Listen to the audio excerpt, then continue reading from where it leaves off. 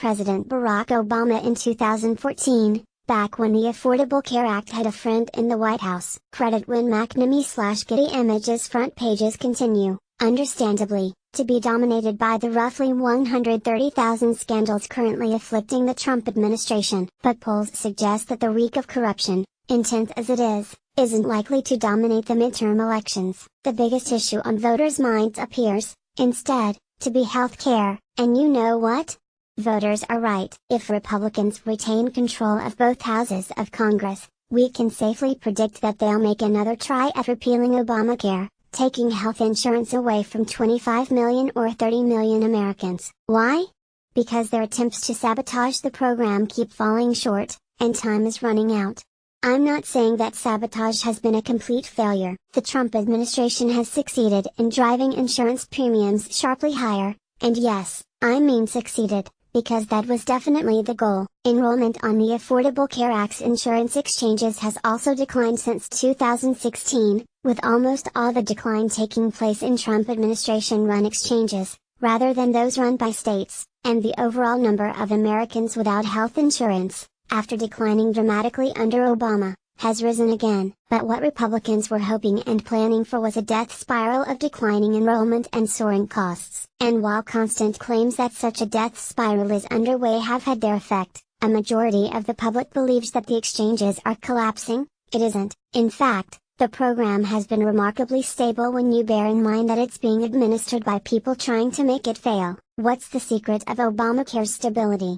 The answer, although nobody will believe it, is that the people who designed the program were extremely smart. Political reality forced them to build a Rube Goldberg device, a complex scheme to achieve basically simple goals. Every progressive health expert I know would have been happy to extend Medicare to everyone, but that just wasn't going to happen. But they did manage to create a system that's pretty robust to shocks, including the shock of a White House that wants to destroy it. Originally, Obamacare was supposed to rest on a three-legged stool.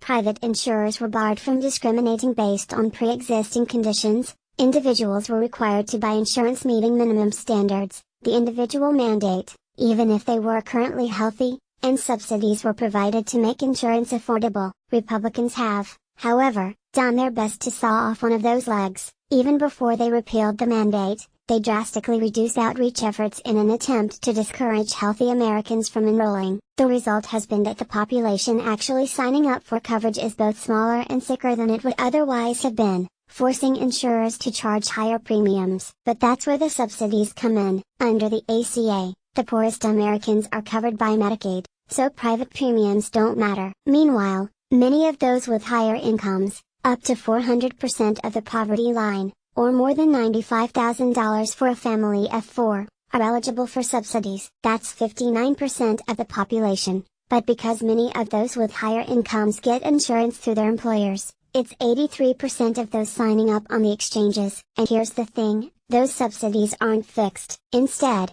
the formula sets the subsidy high enough to put a limit on how high premium payments can go as a percentage of income. What this means is that of the 27 million Americans who have either gained coverage through the Medicaid expansion or purchased insurance on the exchanges, only about 2 million are exposed to those Trump-engineered premium hikes. That's still a lot of people, but it's not enough to get a death spiral going. In fact, for complicated reasons, silver loading, don't ask. After subsidy premiums have actually gone down for many people, that leaves the GOP very, very frustrated. From the beginning, Republicans hated Obamacare not because they expected it to fail, but because they feared that it would succeed, and thereby demonstrate that government actually can do things to make people's lives better, and their nightmare is gradually coming true. Although it took a long time, the Affordable Care Act is finally becoming popular, and the public's concern that the GOP will kill it is becoming an important political liability. What this says to me is that if Republicans manage to hold onto Congress, they will make another all-out push to destroy the act,